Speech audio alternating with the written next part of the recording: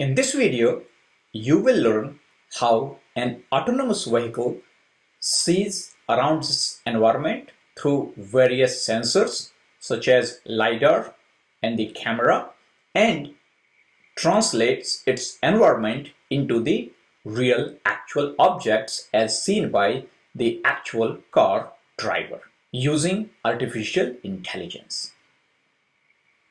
Using two publicly available autonomous driving dataset, we are going to visualize the environment of the given autonomous vehicle and learn how this action and the sensor data is translated into the real-world visualizations. We will also learn how the Uber Xviz protocol can be used to collect the data from an autonomous vehicle, such as its sensors, metrics, as well as the actions made by the driver, and combine all that data together to generate various insights, either in the form of videos or the web UI such as Streetscape.gl. My objective from this video is to inform you how you could start analyzing these publicly available autonomous driving datasets, convert them as needed, and analyze them so that you could start your own autonomous driving journey as an AI engineer. Hello everyone, my name is Avkash, and in this very short video, I will give you lots of information related with autonomous driving so that you could start yourself as an AI autonomous driving engineer. We are going to look various toolsets such as Uber Xviz, Uber Streetscape.gl, publicly available autonomous datasets from KITTI as well as the NuScene, and combine all that information together so that you could start your own journey. So let's get ourselves started. You are watching a 15 seconds segment of an autonomous vehicle drive.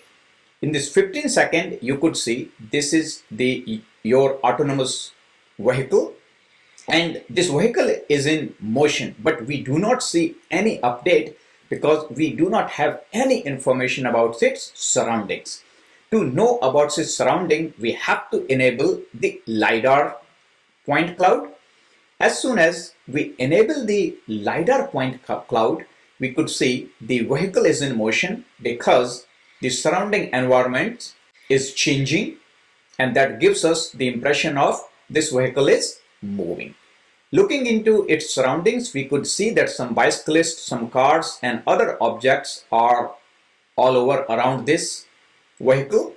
To make sure we have better understanding, we will enable this vehicle metrics. As soon as we enable this vehicle metrics, we get to see three extra input: the wheel direction, acceleration, as well as the automobile speed. These three information can also be seen in this chart. So this chart helps us to understand the vehicle acceleration, the velocity, as well as the wheel movement between -10 to +10 direction. These are the 360-degree movements transformed into the -10 to +10 direction.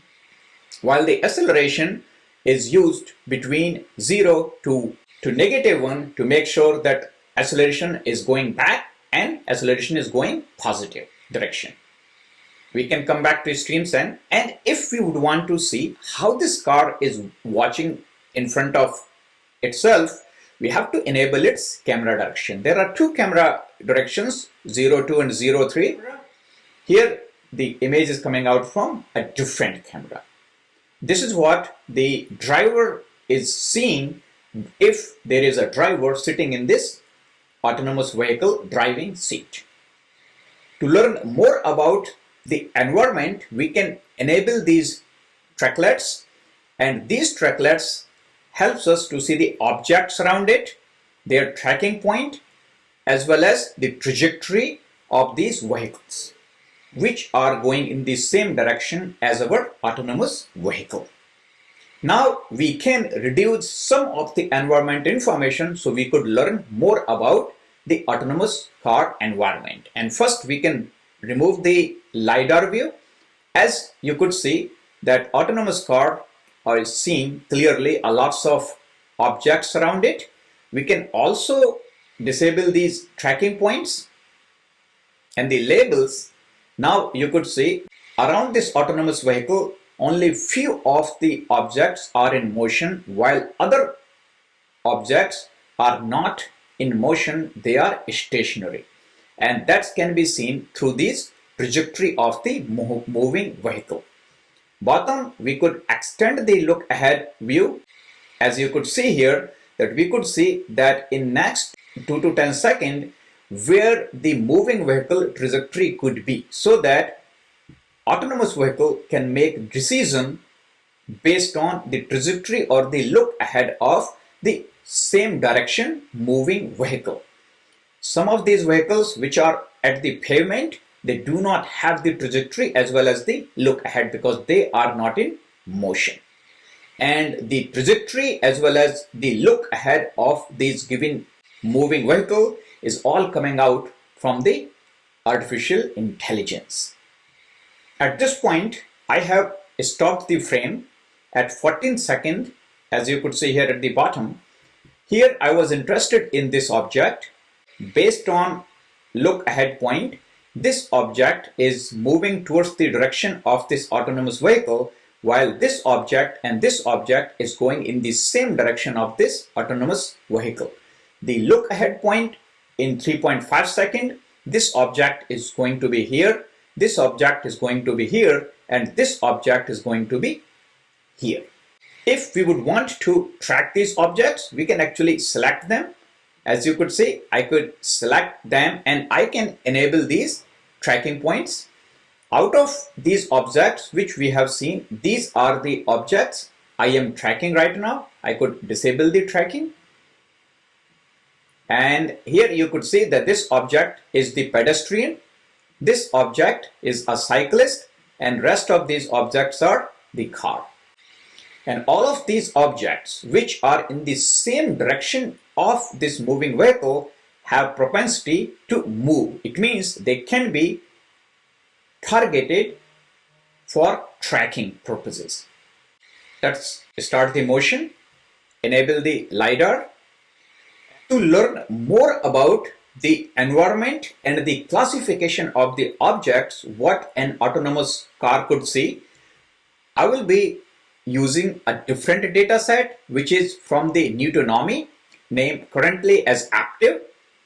The new data set is reloaded now. This data set is about 20-second view of another autonomous vehicle. Here in this data set, we have a lot more information. Here we could see the different types of vehicle: trailer, police, ambulance, construction truck, bus bendy, bus rigid, bicycle, motorcycle, car. You could see that variety of vehicle as well as the human, adult, child, wheelchair, stroller, personal mobility, police officer, construction worker. We can also look into the barrier, traffic cone, pushable, pullable object, debris, bicycle rack. We can see the static objects, different tracking points, the LiDAR. Let me disable this LiDAR and start the animation. In this video, we do not have these metrics coming out from the sensors. We only have the LiDAR data and the decision made by the data collected from the LiDAR as well as the images from this camera. And then we only have front camera from this autonomous vehicle view. But as you could see here, based on trajectory, we could see where the cars are going, in which direction they are going, and here are the barriers. We can pause this. We can also change this view from top. We can also change this view depending on our need. We can recenter the camera. Driver view, here you could see is a top-down view. Here is the perceptive view, and here is the driver view. How the driver is seeing the environment. This is what the car sees from its LiDAR point cloud. Let's change back to perspective view.